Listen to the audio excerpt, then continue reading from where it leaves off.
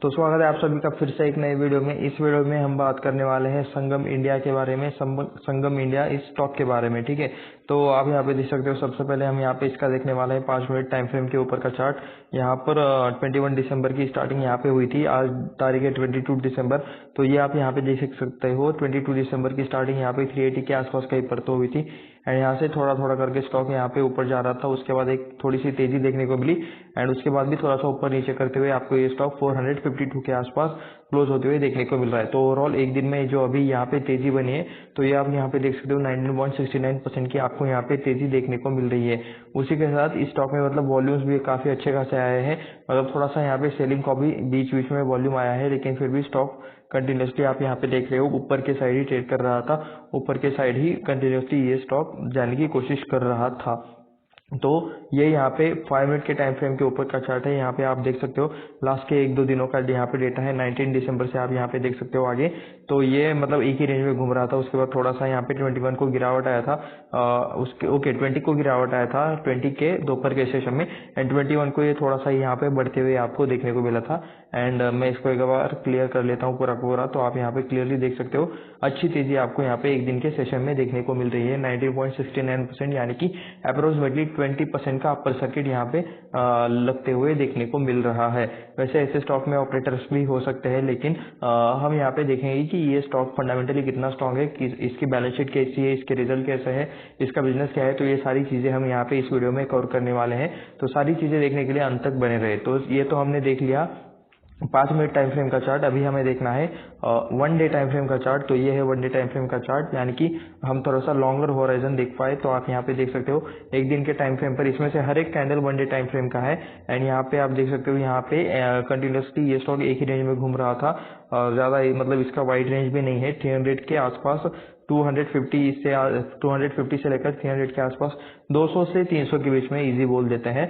तो यहाँ पे ये घूम रहा था। उसके बाद यहाँ पे ये आपको एक थोड़ी सी बड़ी कैंडल देखने को मिल जाएगी। ये भी कह सकते हो ये 2 कैंडल्स, एक ग्रीन है एक रेड है, तो ये भी कुछ बड़ी वॉल्यूम वाली कैंडल है। उसके बाद ये वाली भी मतलब कुछ दिनों पहले ही यहाँ पे एक और बार यहाँ पे तेजी हुई थी, दिसंबर महीने में ही आपको यहाँ पे देखने को मिल जाएगा। 15-14% के आसपास आपको ये कैंडल मतलब तेजी देखने को मिल जाएगी एंड उसके बाद यहाँ पे आज अभी का अपर सर्किट देख सकते हो 20% का अपर सर्किट आज का 22 नवंबर का। ठीक है, तो हम यहाँ पे थोड़ा सा जूम करके आप यहाँ पे देख सकते हो ये कैंडल्स कितने बड़े हैं। तो मतलब ज्यादा यहाँ पे मतलब अपर सर्किट लोअर सर्किट लगते नहीं, लेकिन थोड़ा सा मतलब तो उसके अच्छे खासी तेजी के आसपास ये स्टॉक आपको चलते हुए देखने को मिल जाएगा। यहाँ पे ये सारी चीजें चाहे तो आप यहाँ पे देख सकते हो। उसके बाद ये थोड़ा सा एक ही कंसोलिडेशन रेंज में घूमता रहता है। तो उसके बाद चलिए हम यहाँ पे देख लेते हैं इसका 1 मंथ टाइम फ्रेम के ऊपर का चार्ट। 1999 से हमें यहाँ पे डेटा देखने को मिल रहा है, ये यहाँ पे आप चेक कर सकते हो। उसके बाद मतलब उस टाइम पे एक ही रेंज में घूम रहा था कंटिन्यूसली। वो रेंज यहाँ पे 0 के आसपास ही थी, हो सकता है कि मतलब 100 से भी नीचे उसका प्राइस होगा, 20-30 के आसपास वहाँ पे उस टाइम पे घूमता था। उस टाइम पे इतने भी पैसे मतलब बहुत ज्यादा रकम रहती थी 2004 में। ठीक है, ऐसा नहीं कि उस टाइम पे बहुत सस्ता था, उस टाइम पे पैसों की वैल्यू भी उतनी ही रहती थी। आज जितना 2000 की नोट की वैल्यू उस टाइम पे उतना कितने रुपीज की वैल्यू रही होगी, ये आप में से नीचे मतलब लोग कमेंट करके मुझे नीचे बता सकते हो। एंड अगर आपके घर में कोई ओल्ड पर्सन है जैसे आपके दादाजी दादी, तो उन्हें आप यहाँ पे जरूर पूछना कि उस टाइम के 50 रुपीज यानी कि आज के कितने रुपीज बन सकते हैं। तो ये क्वेश्चन उनसे इंटरेस्टेड जरूर पूछना। तो उसके बाद आप यहाँ पे देख सकते हो कंटिन्यूसली थोड़ा सा ये ऊपर नीचे करते हुए स्टॉक। उसके बाद यहाँ पे अच्छी तेजी यहाँ पे 2014 के बाद देखने को मिली। उसके बाद उसी टाइम में मतलब 1 साल 2 साल यहाँ पे 1.5 साल बिताने के बाद यहाँ पे स्टॉक में अच्छी खासी गिरावट देखने को मिली। 2020 के क्रैश तक तो मतलब अच्छा खासा यहाँ पे मार्केट नीचे आ गया था। उसके बाद बुल रन में स्टॉक ने फिर से पार्टिसिपेट किया एंड उसके बाद थोड़ा सा नीचे अगर अभी यहाँ पे ऑल टाइम हाई के आसपास स्टॉक आपको देखने को मिल रहा है। स्टॉक ने अभी आज ही उसका ऑल टाइम हाई मतलब सेट कर लिया है, ऐसा चाहे तो आप नया ऑल टाइम हाई सेट कर लिया है, ऐसा चाहे तो आप यहाँ पे बोल सकते हो। तो ये थी स्टॉक की जर्नी एंड ये बाय द वे किसी भी तरह का रिकमेंडेशन नहीं है बाय सेल का। ये वीडियो सिर्फ रिसर्च एंड एजुकेशनल पर्पज के लिए है। इस वीडियो में हम सिर्फ स्टॉक से रिलेटेड कुछ बातें जानेंगे कि मतलब चार्ट कैसा है, बिजनेस कैसा है, फंडामेंटल्स कैसा है, ये सारी चीजें। ये इसमें किसी भी तरह का रिकमेंडेशन नहीं है चार्ट के बारे में, कि मतलब स्टॉक के बारे में खरीदो बेचो कुछ भी मत करो। खुद का दिमाग लगाओ, खुद से सारी चीजें मतलब ट्रैक करो, अपने फाइनेंशियल एडवाइजर से राय ले लो एंड खुद की जिम्मेदारी पर जो करना है करो। इसके लिए हम रिस्पॉन्सिबल नहीं रहेंगे। हम यहाँ पे सिर्फ एजुकेशनल डेटा देने के लिए है एंड एंटरटेनमेंट के लिए है। ठीक है, और एक्स्ट्रा अगर चाहिए तो यहाँ पे संगम इंडिया का हमने ये देख लिया है, चार्ट देख लिया है 5 मिनट का, 1 डे का एंड 1 महीने के टाइम फ्रेम का। तो चलिए चल लेते हैं वेबसाइट पर एंड वहाँ पे देखते हैं कि कंपनी के फंडामेंटल्स फाइनेंशियल नंबर्स कैसे हैं। तो सबसे पहले अभी हम आ चुके हैं स्क्रीनर पर आप यहाँ पे देख सकते हो कि इसका बिजनेस क्या है। बाय द वे इसके बिजनेस के बारे में और डिटेल्स में हम जानने वाले हैं वेबसाइट पर जाके। तो सबसे पहले यहाँ पे देख सकते हो engage in business of manufacturing and selling of synthetic blended cotton texturized yarn. Okay, yarn में ये लोग काम करते हैं, यानी कि जो धागे रहते हैं, ठीक है। टेक्सटाइल रिलेटेड कंपनी है ये, धागे बनाने वाली कंपनी है। उसके बाद यहाँ पे fabrics, denim fabrics and readymade seamless garment. तो ऐसे मतलब टेक्सटाइल सेक्टर में काम करती है, गारमेंट में ये लोग काम करते हैं, फैब्रिक्स बनाते हैं, डेनिम फैब्रिक्स बनाते हैं, रेडीमेड सीमलेस गारमेंट बनाते हैं, synthetic blended cotton texturized yarn, ठीक है। तो ये जो मतलब कुछ धागे बनाते हैं, जैसे कि मतलब ट्राइडेंट भी धागे ही बनाता है, तो उस टाइप वाली आपको ये कंपनी देखने को मिल जाएंगी। एंड यहाँ पे आप मुझे नीचे कमेंट करके बताओ कि इसका कंपैरिजन एग्जैक्टली किस कंपनी के साथ करना चाहिए। ऐसी और कौन कौन सी कंपनी है जो इस सेक्टर में काम करती है, अगर आपको पता है तो नीचे कमेंट करके जरूर बता सकते हो। 451 का यहाँ पे प्राइस देखने को मिल जाएगा, 18.89% की आपको यहाँ पे तेजी देखने को मिल रही है स्क्रीन पर। चार्ट पर जो हमें 19 पॉइंट कुछ समथिंग हमें दिखा रहा था। 2268 करोड़ का आपको यहाँ पे मार्केट कैप देखने को मिल जाएगा। 451 अभी का प्राइस चल रहा है, जो कि ऑल टाइम हाई के पास ही है। आज ही कंपनी ने ऑल टाइम हाई लगाया है, उससे थोड़ा सा बाद में प्रॉफिट बुकिंग करके नीचे आया है। तो ये आप यहाँ पे कह सकते हो, मतलब ज्यादा भी प्रॉफिट बुकिंग नहीं की है, थोड़ी सी 185 के आसपास आपको इसका 1 साल के अंदर का लो देखने को मिल जाएगा। फेस वैल्यू 10 का है, यानी कि कंपनी चाहे तो बोनस एक्शन या फिर स्प्लिट एक्शन दे सकती है, लेकिन कंपनी की मर्जी के ऊपर है, ये आपके रिटेलर्स के मर्जी के ऊपर नहीं रहता।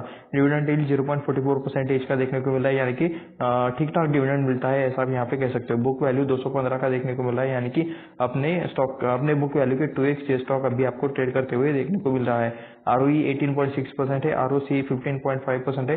स्टॉक का पी अभी चल रहा है 24.7% के आसपास।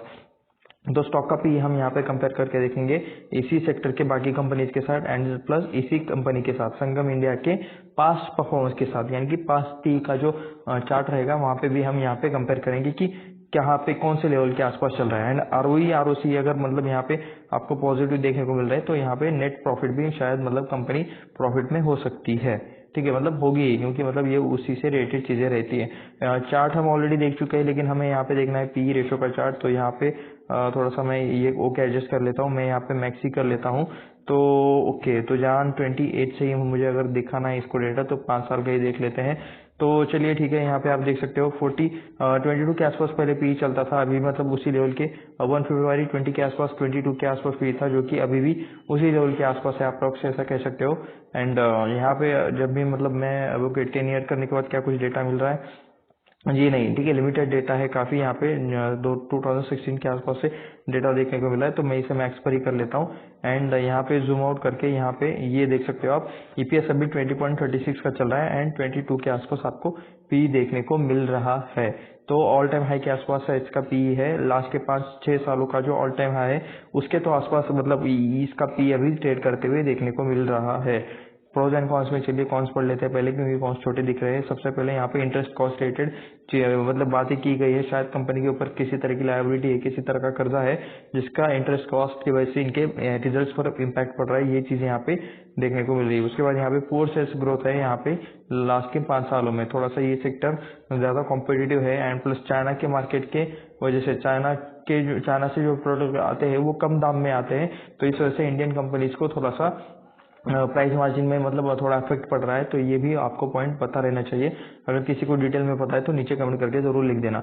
लास्ट के 5 सालों में प्रॉफिट ग्रोथ हुई है, ठीक है, ये जो हमने पढ़ा वो सेल्स ग्रोथ थी, ठीक है, सेल्स ग्रोथ यहाँ पे कम हो रही है, ऐसा पॉइंट यहाँ पे लिखा था, जहाँ यहाँ पे सेल्स ग्रोथ कम हो रही है, लेकिन प्रॉफिट ग्रोथ उस हिसाब से थोड़ी सी है यहाँ पे 39% की CAGR के हिसाब से, ये आप यहाँ पे कह सकते हो। उसके बाद कंपनी अच्छा डिविडेंड पे आउट कर रही है, यहाँ पे आप देख सकते हो 38.8% के आसपास।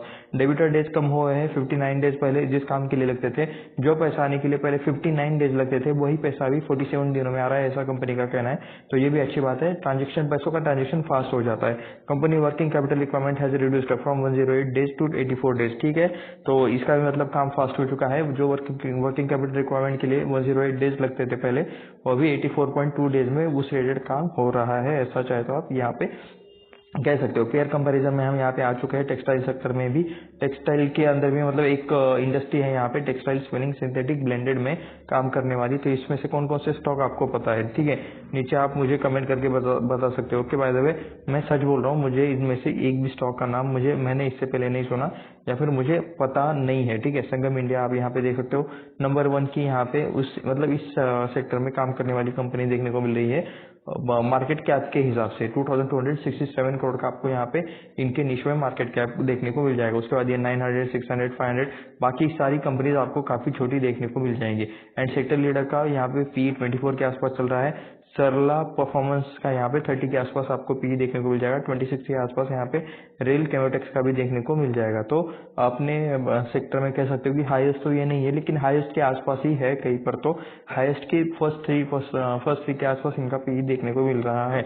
वैसे पी मतलब चार्ट के कंपैरिजन में भी मतलब कह सकते हो कि थोड़ा हाइपर था एंड यहाँ पे भी मतलब थोड़ा सा हाई के पास है, ठीक है। 30 का हाई है तो 30 बाकी के कंपनीज के। ओके, क्या ये प्रॉफिटेबल है? जी हाँ, 6.52 करोड़ का शायद इनका नेट प्रॉफिट है एंड ये भी मतलब 10 करोड़ के प्रॉफिट में है। एंड उसके बाद ये कौन सा ये वाला ये भी 46 लाख के प्रॉफिट में है। तो कह सकते हो कि सारी मतलब जिन कंपनीज के पी के साथ हम कंपेयर कर रहे थे वो सारी यहाँ पे प्रॉफिट में देखने को मिल रही है।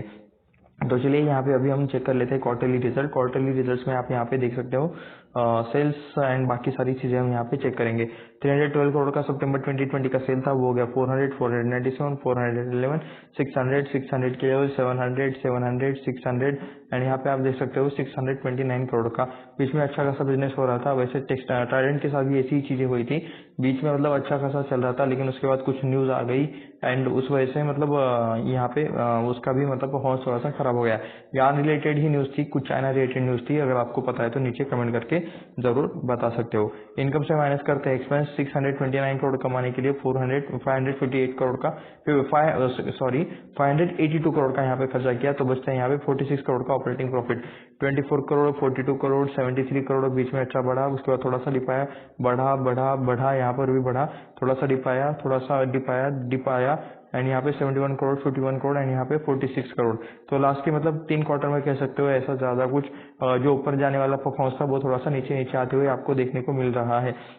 एंड ये ऑपरेटिंग प्रॉफिट मार्जिन का भी आप यहाँ पे गेम कह सकते हो 8%, 9%। तो अभी का ऑपरेटिंग प्रॉफिट मार्जिन 7% चल रहा है। आई थिंक ये लोएस्ट है ये सारी सीरीज में अभी तक के लास्ट के मतलब 3 सालों के अंदर का ये लोएस्ट अभी का प्रॉफिट मार्जिन ऐसा चल रहा है, चाहे तो ये आप यहाँ पे कह सकते हो। उसके बाद अदर इनकम में देख सकते हो 1 करोड़ 2 करोड़ यहाँ पे माइनस में जा रहा है, कि कुछ पैसा मतलब अदर इनकम की जगह जा भी रहा है, ठीक है, आ रहा है ऐसा कुछ नहीं है। उसके बाद इंटरेस्ट में भी आप यहाँ पे देख सकते हो कंपनी के ऊपर किसी टाइप का लोन है तो 16 करोड़, 14 करोड़, 10 करोड़ ऐसे आपको लोन्स देखने को मिल जाएंगे। ओके, ये लोन नहीं है, सॉरी, ये इंटरेस्ट है, ठीक है। तो लोन के ऊपर जो इंटरेस्ट पे करते हैं तो ये यहाँ पे इस अमाउंट में से माइनस हो जाता है। मैं आपको एक बार बता देता हूँ, ठीक है। ये इनकम रहा, इनकम में से ये एक्सपेंसेस खर्चे किए, उसके बाद यहाँ पे ऑपरेटिंग प्रॉफिट आया इनकम से एक्सपेंस माइनस करने के बाद। उसके बाद ये 7% है, ये जो टोटल इनकम है इसका 7% है ये, जो कि ऑपरेटिंग प्रॉफिट 46 यानी कि इसका 7% इनकम का 7% है ऑपरेटिंग प्रॉफिट, जिसे कि ऑपरेटिंग प्रॉफिट मार्जिन कहते हैं। उसके बाद अदर इनकम में 2 करोड़ यहाँ पे कंपनी के मेन बिजनेस से नहीं आया, लेकिन कहीं से तो अदर जगह से कंपनी का जो मतलब पैसा आता है वहां से 2 करोड़ रुपए कंपनी को आए हैं। जो लोन है उसके ऊपर इंटरेस्ट पे किया है 16 करोड़ का और उसके बाद 22 करोड़ का यहाँ पे डिप्रिसिएशन भी देना पड़ता है। तो ये जो 2 करोड़ है ये 46 में प्लस हो जाएंगे, 16 करोड़ माइनस होंगे, 22 करोड़ माइनस होंगे। तो ये चीज आप यहाँ पे चाहे तो देख सकते हो। प्रॉफिट बिफोर टैक्स में 11 करोड़ का आपको मतलब नेट प्रॉफिट देखने को मिल जाएगा, नेट नहीं कह सकते। इसके बाद टैक्स कट होता है, गवर्नमेंट को टैक्स पे करना पड़ता है, तो 1% के आसपास इन्होंने टैक्स पेमेंट किया है। एंड यहाँ पे देख सकते हो 11 करोड़ के ही आसपास आपको यहाँ पे नेट प्रॉफिट देखने को मिल रहा है। तो हमें यहाँ पे कंपेयर करना है नेट प्रॉफिट। तो चलिए कंपेयर करते हैं। यहाँ पे -4 करोड़ का आपको देखने को मिल जाएगा। मैं थोड़ा सा यहाँ पे ये कर लेता हूँ, -4, उसके बाद 7, 34, 13, उसके बाद 30, 44, 53, 30 करोड़, 18 करोड़, 50, 13, 11। तो थोड़ा सा यहाँ पे ऊपर जाते जाते अभी यहाँ पे थोड़ा सा डाउनवर्ड साइड आया है, चाहे तो आप यहाँ पे कह सकते हो। परफॉर्मेंस अच्छा खासा ऊपर जा रहा था, लेकिन लास्ट के 2-3 क्वार्टर से मतलब कंटिन्यूसली ये नीचे गिरते हुए आपको यहाँ पे देखने को मिल रहा है। तो यहाँ पे हमें देखने हैं ओके, यहाँ पे ईयरली डेटा है तो ये हमें चेक करना है, तो चलिए चेक करते हैं। 1591 करोड़ 1600 सेल्स है, ये 2017 से ही यहाँ पे डेटा देखने को मिल रहा है। एंड ये अभी हो चुका है 2712 करोड़, 1500 का 2700 हो चुका है कितने सालों में, 3 5 ओके 6 सालों में हुआ है ऐसा, चाहे तो आप यहाँ पे कह सकते हो। तो ठीक है, इंक्रीज है, लेकिन बीच में अच्छा खासा ये डिक्रीज भी हुआ था, ये तो कोविड वाला ही साल है। एंड मतलब थोड़ा सा यहाँ पे आपको इंक्रीज डिक्रीज देखने को मिल रहा है। सेल थोड़ा ऊपर नीचे वोलाटाइल है, ठीक है, ऐसा मतलब कांस्टेंट ग्रोथ नहीं है। जो कांस्टेंट ग्रोथ यानी कि क्या, ऐसा ऐसा करते हुए ऊपर जाने का, लेकिन ये ऊपर जा रहे हैं, थोड़ा नीचे आ रहे हैं, फिर थोड़ा ऊपर जा रहे हैं, ऐसा इनकंसिस्टेंट परफॉर्मेंस चाहे तो आपको यहाँ पे देखने को मिल रहा है। उसमें से उसके बाद हम डायरेक्टली आ जाते हैं यहाँ पे नेट प्रॉफिट पर। 53 करोड़ का नेट प्रॉफिट, 29 करोड़, 13 करोड़, 13 करोड़, 4 करोड़ लोग के 5 सालों में क्लियर कट गिरावट यहाँ पे देखने को मिल रही है। उसके बाद 140 करोड़, ओके, उसके बाद यहाँ पे 131 करोड़ एंड यहाँ पे टीटीएम में यहाँ पे 71 करोड़ 2 क्वार्टर्स का देखने को मिल रहा है। तो कह सकते हो कि यहाँ पे इन्हें ज्यादा फायदा आ रहा है, यहाँ पे इन्हें मतलब इनकम ज्यादा कर रहे हैं ये लोग लास्ट के 2 सालों से। लेकिन फिर भी ओके, हमने यहाँ पे मार्च 20 से कंपैरिजन किया एंड क्वार्टरली जो मतलब रिजल्ट थे, तो क्या है यहाँ पे कुछ चीजें ऐसी है कि मतलब सीजनल चलती है, या फिर क्या मतलब मुझे लग रहा है कि क्वार्टरली रिजल्ट में थोड़ा सा मतलब ज्यादा वॉलेटिलिटी है। लेकिन ईयरली केस में मतलब आप यहाँ पे देख सकते हो 13 करोड़ का प्रॉफिट, उसके बाद ये 4 करोड़ का हो गया, उसके बाद ये 140 डायरेक्ट अचानक से हुआ कैसे, ठीक है। कंपनी का यहाँ पे कह सकते हो कि सेल बढ़ चुका है, लेकिन हमने जो अभी परफॉर्मेंस देखा उसमें तो हमें अच्छी खासी वॉलेटिलिटी देखने को मिल रही थी। तो क्या ऐसा रहता है कि मतलब पहले 2 क्वार्टर से मतलब कंपनी इतना कुछ अच्छा नहीं करती है उसके बाद करती है, क्या ऐसी चीजें रहती है, ठीक है। ये मैं मतलब मुझे थोड़ा सा समझ में नहीं आ रहा, मैं भी आपके साथ अभी नंबर्स चेक कर रहा हूँ। तो अगर आपको मतलब इनके बारे में और जानकारी है, इनके बारे में उन्हें एक्सप्लेनेशन है, क्योंकि मुझे क्या लग रहा है कि मतलब ये और ये शायद मैच नहीं हो पा रहे मेरे हिसाब से। तो अगर आपको क्या लगता है नीचे मुझे कमेंट करके जरूर बताएं। चलिए फिर भी यहाँ पे चेक कर लेते हैं। क्वार्टरली रिजल्ट्स में देख सकते हो यहाँ पे, ओके, तो ये कहाँ से मतलब खराब होना स्टार्ट हुआ है, 53 करोड़, 53 करोड़ यानी कि 2022 से यहाँ पे नंबर थोड़ा सा खराब होने लगे। 30 करोड़, 18 करोड़, 13 करोड़, 13 करोड़ से पहले भी मतलब उसी रेंज में थे, लेकिन यहाँ पे ओके इस टाइम पे मतलब अच्छे नंबर्स आए थे बाद में 21 एंड 22 के टाइम। तो चलिए यहाँ पे थोड़ा सा मैं नीचे लेता हूँ, 21 22 हमें देखना है। तो यहाँ पर ओके ये वाला पोर्शन से हम यहाँ पे कंपेयर करेंगे तो 4 करोड़, उसके बाद 140 करोड़, उसके बाद 131 करोड़, ठीक है। देखते हैं, अभी कह सकते हो कि अभी थोड़ा सा कंपनी मतलब 3 डिजिट में आकर अच्छा यहाँ पे सेल करने की, नेट प्रॉफिट करने की कोशिश कर रही है। लेकिन क्या होता है क्या नहीं, ये तो अभी आने वाले रिजल्ट्स में ही मतलब जब इसका DTM हमें चाहिए कंसिस्टेंट परफॉर्मेंस, ठीक है। अभी ऐसा नहीं होना चाहिए कि ये 131 का डायरेक्ट 10 हो गया, 15 हो गया, 20 हो गया, ऐसा नहीं होना चाहिए, ठीक है। तो अभी आने वाला क्वार्टर क्वार्टर का रिजल्ट एंड उसके बाद वाला क्वार्टर, ये भी हमें मतलब ईयरली कंपैरिजन के लिए चाहिए रहते हैं।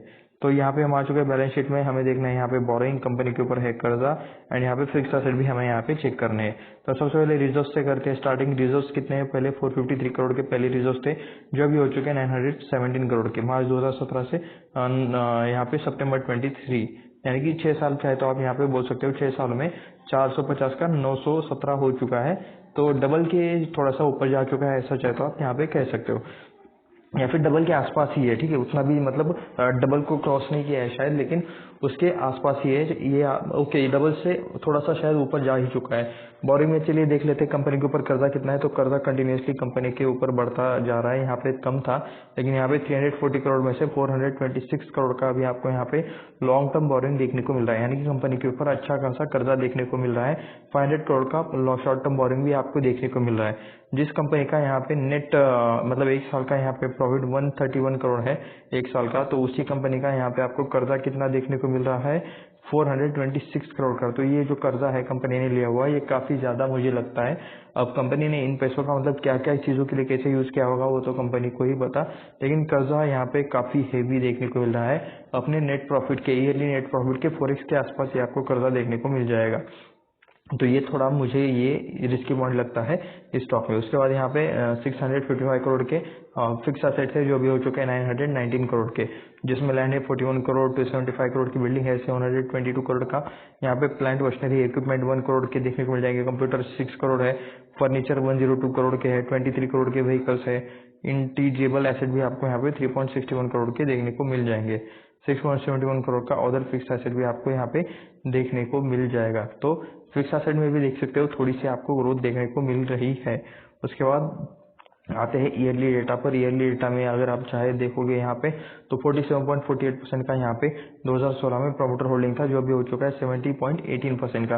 उसके बाद एफ जो पहले 4% थे वो भी हो चुके 0.26%, यानी कि प्रमोटर्स ने माल खरीदा है, एफ ने बेचा है, डी ने भी बेचा ही है, ठीक है। 8.98% पहले थे, जो अभी हो चुके 0.33%। तो एफ पहले रहा करते थे स्टॉक में, अभी नहीं है। 39% पहले पब्लिक थी, जो अभी हो चुके 28%, यानी कि ज्यादातर माल प्रमोटर्स ने ही खरीदा है।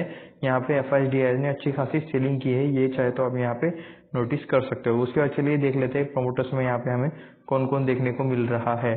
तो हम यहाँ पे मतलब जिनके पास ज्यादा शेयर होल्डिंग है उन्हीं के नाम यहाँ पे नोटिस करेंगे। संगम ई-कॉम लिमिटेड 19.4%, निधि मर्केंटाइल्स ओके कुछ अलग लिखा है यहाँ पे 7.62% है। संगम बिजनेस क्रेडिट 0.00% या फिर उससे भी कम की शेयर होल्डिंग हो सकती है। अनुराग सोनी के पास है यहाँ पे 8.83%। ओके सोनी फैमिली यानी कि सोनी ग्रुप शायद, ओके यहाँ पे सोनी ओके सोडानी भी हमें देखने को मिल रहे हैं। उसके बाद मोदानी भी देखने को मिल रहे हैं प्रणल मोदानी 1% की होल्डिंग। उसके बाद यहाँ पे कुछ मेंबर्स निको शिपिंग कंपनी प्राइवेट लिमिटेड, इनके पास यहाँ पे 4%। And Neela Gagan commercial company 3%। उसके बाद ऐसे कुछ आपको यहाँ पे नेम देखने को मिल जाएंगे। इन नेम्स को आप यहाँ पे गूगल कर सकते हो या फिर लिंक्डइन कर सकते हो, तो आपको इन कंपनीज के बारे में या फिर इन लोगों के बारे में डिटेल्स मिल जाएंगी, जैसे कि एक्सपीरियंस क्या है, एजुकेशन क्या है, कहाँ पर प्लांट है, कितना सारा चीजें हैं, किस मैनेजमेंट में काम करते हैं। तो ये चीजें आपको ऑनलाइन मिल सकती है, लिंक्डइन पर स्पेशली मिल जाती है ज्यादातर लोगों को अगर सर्च करोगे तो। एंड नहीं मिला तो कंपनी की वेबसाइट पर भी आपको डेटा मिल जाएगा। वैसे बहुत सारे प्रमोटर्स है, अभी भी लिस्ट खत्म नहीं हो रही है। सोडानी सोनी एंड मोदानी, ठीक है। उसके बाद अभी ठाकुर भी हमें यहाँ पे देखने को मिल रहे हैं। तो ये कुछ इस तरह की यहाँ पे फैमिली मेंबर्स या फिर ये ग्रुप आपको यहाँ पे देखने को मिल रहा है। एफ देख के शायद फायदा नहीं है, क्योंकि ये लोग पहले थे अभी नहीं है, ठीक है। तो चाहे तो आप यहाँ पे देखना है तो आप यहाँ पे पढ़ सकते हो, क्योंकि अभी रिसेंट में यहाँ पे एफ काफी कम होते हुए देखने को मिल रहे हैं। एंड यहाँ पे डी में देख सकते हो life insurance corporation in India and general insurance corporation India, यानी कि LIC ने इसमें थोड़ा सा हिस्सा शायद पहले लिया था, अभी है या नहीं ये अभी कंफर्म कोई भी नहीं बता सकता, ठीक है, मतलब अभी इस मोमेंट पर।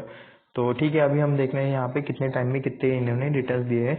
तो संगम इंडिया यहाँ पे एक दिन की तेजी जो है, जो आप यहाँ पे देख सकते हो। मैं थोड़ा सा जूम आउट कर लेता हूँ, ओके थोड़ा वेट, ओके राइट, ठीक है। तो आप यहाँ पे देख सकते हो कि एक दिन के अंदर कितना है 450 का, मतलब यहाँ पे 71 से स्टॉक बढ़ा है, 18% की तेजी एक दिन में देखने को मिल रही है। 380 के आसपास स्टार्ट हुआ, 440 के आसपास यहाँ पे आपको क्लोजिंग देखने को मिल रही है, 450 के आसपास। 5 दिनों का अगर आपको तेजी देखना है तो आप चाहे तो ये यहाँ पे ओके जस्ट मैं नेम दिखा रहा हूँ आपको। 5 दिनों का तेजी देखोगे तो 23.37% है। एक महीने का तेजी देखोगे तो 40% का तेजी देखने को मिल रहा है। 6 महीने का तेजी देखोगे तो 51% का तेजी देखने को मिल रहा है पूरे स्टॉक में। इस ईयर के स्टार्टिंग से 87% की तेजी है।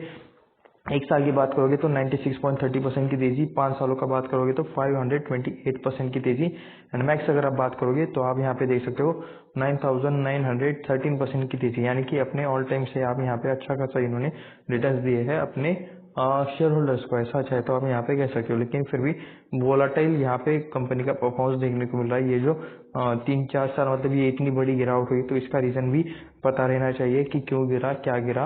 अगर आपको स्टॉक में इन्वेस्ट करना है तो सबसे पहले ये बाकी का सारा डेटा चेक कर लो कि बाबा यहाँ पे ये स्टॉक क्यों गिरा था, इतना गिरा है। क्योंकि फंडामेंटली कोई अच्छी कंपनी ऐसे अचानक इतनी ज्यादा गिरावट नहीं होती, और अचानक से मतलब इतना ज्यादा भागती भी नहीं है। तो ये रीजन आपको पता ही रहने चाहिए। बाय द वे किसी भी तरह का रिकमेंडेशन का वीडियो नहीं है, बाय सेल का कुछ भी मत करो, अपने खुद से डिसीजन लो, खुद से सारी चीजें करो। ये वीडियो सिर्फ रिसर्च एंड एजुकेशनल पर्पज के लिए है, ये मैं आपको यहाँ पे क्लियर एक डिस्क्लेमर दे देता हूँ। तो यहाँ पे आप देख सकते हो हम आ चुके हैं कंपनी का बिजनेस चेक करने के लिए, वैल्यू थ्रू वैल्यूज। एंड यहाँ पे देख सकते हो personifying India's growth story, okay. और मिशन में क्या है यहाँ पे, to maximize customer value, expand customer keeping up changes, okay. Sangam group we strive build enterprise exchange, okay. ठीक है, चलिए नीचे चलते हैं। यहाँ पे स्टोरीज ही लिखी है संगम स्टोरी, ओके। यहाँ पे अगर वीडियो चलाऊंगा कॉपीराइट आ जाएगा। और माइलस्टोन, ओके 1984 में मतलब इनकी जर्नी स्टार्ट हुई, तो ये आप यहाँ पे देख सकते हो। In 1984 Sangam commence operation with 8 weaving machine, यानी कि उस टाइम पे 8 वीविंग मशीन के साथ इनका काम चालू होगा। वीविंग मशीन यानी जो मशीन धागे बनाती है या फिर धागे का जो मटेरियल रहता है ना वो बनाती है, वो वाला। 1998 में क्या इन्होंने बैकवर्ड इंटीग्रेशन किया, ठीक है, यानी कि मतलब रॉ मटेरियल जहाँ से आता है उस रिलेटेड कुछ इन्होंने बिजनेस स्टार्ट किया होगा।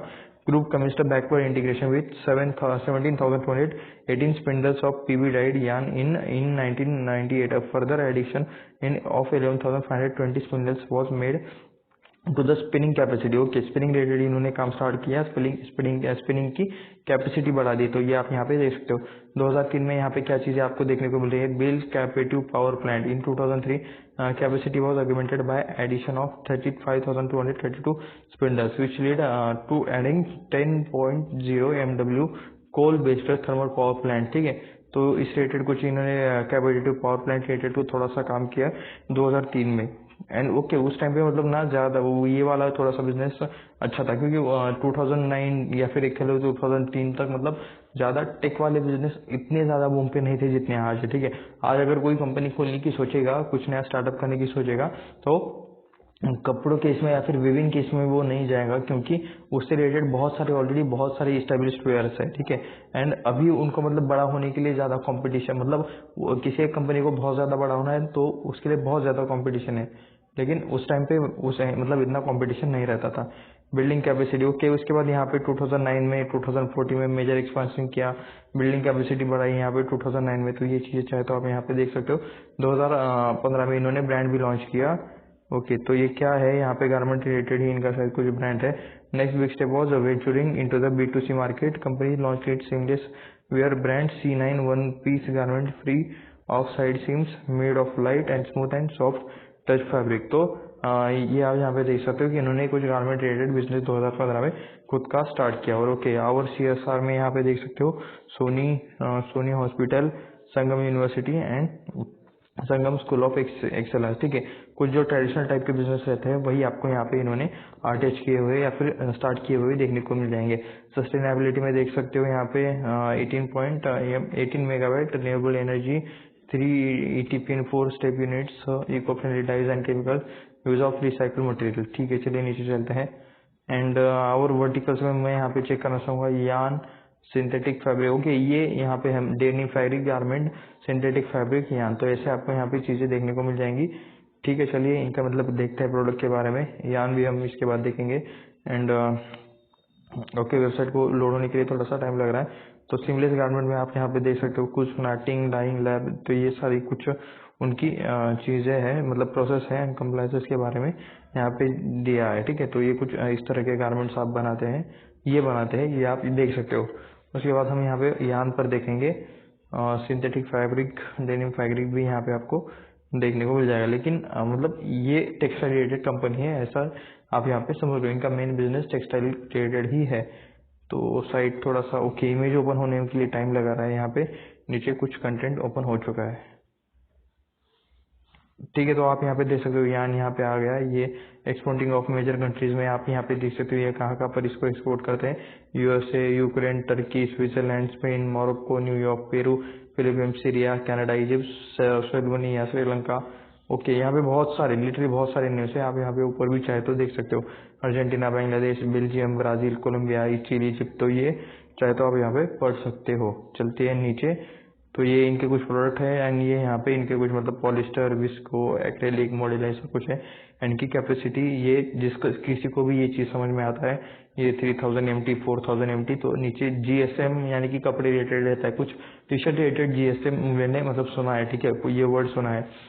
एंड ये इनके क्लाइंट्स आप यहाँ पे देख सकते हो, रेमंड है, सियाराम है, ओके, आदित्य बिरला है, BSL है, RSW लिमिटेड है, उसके बाद यहाँ पे बोसा है, उसके बाद TBM है, उसके बाद कुछ मतलब आपको अलग अलग इनके क्लाइंट्स थोड़े से इन्हीं के सेक्टर वाले लोग यहाँ पे देखने को मिल रहे हैं। उसके बाद चलिए सिंथेटिक फैब्रिक पर एक बार मैं क्लिक करके देख लेता हूँ।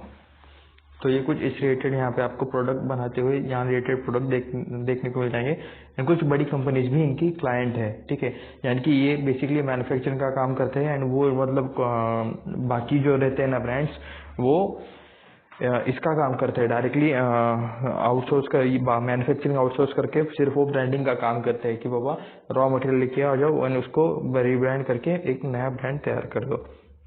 तो कुछ इनका यहाँ पे सिंथेटिक फैब्रिक भी आप यहाँ पे देख सकते हो, कुछ इसी तरह से इनका यहाँ पे देखने को मिल जाएगा। लीडरशिप में चलिए चलते हैं एंड इनके प्रमोटर्स के ग्रुप के बारे में जान लेते हैं।